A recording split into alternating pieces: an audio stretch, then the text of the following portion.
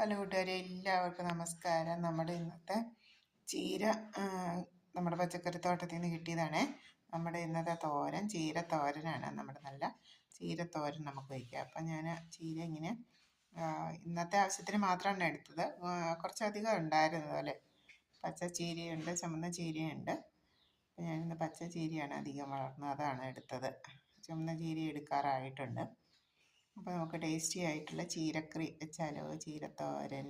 Okay, thank you കൂട്ടുകാരെ. അടുത്തൊരു video ഇട്ട് അടുത്ത ദിവസം കാണാം. പിന്നെ എനിക്ക് പറയാനുള്ള, എല്ലാവരും ഇതുപോലെ എന്തെങ്കിലും പച്ചക്കറികൾ നട്ടുപിടിപ്പിക്കണേ. തക്കാളിയൊക്കെ നന്നായിട്ട് വളരും ചെടിച്ചട്ടിയിൽ. നമ്മുടെ വീട്ടിലുണ്ടാകുന്ന പച്ചക്കറിയുടെയും പഴത്തിൻ്റെയും അല്ല ഫുഡ് അടുക്കളയുടെ വേസ്റ്റ് ഇട്ട് കൊടുത്താൽ മതി. അല്പം കരിയിലൊക്കെ ഇട്ട് കൊടുത്ത് ഡെയിലി വെള്ളം ഒഴിച്ച് കഴിഞ്ഞാൽ പ്രത്യേകിച്ച് വളമൊന്നും വേണ്ട. നമ്മുടെ വീട്ടിലേക്ക് ആവശ്യത്തിനുള്ള ചെറിയ ചെറിയ പച്ചക്കറികളൊക്കെ കിട്ടും. എനിക്ക് തക്കാളി കിട്ടുന്നുണ്ട്, കോവയ്ക്ക് കിട്ടുന്നുണ്ട്, ചീര കിട്ടുന്നുണ്ട്, മുളക് കിട്ടുന്നുണ്ട്.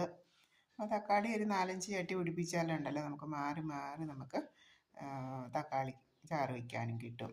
പിന്നെ തീരുന്നതനുസരിച്ച് അടുത്തടുത്ത ചട്ടിയിലേക്ക് ഇട്ട് കൊടുക്കാം.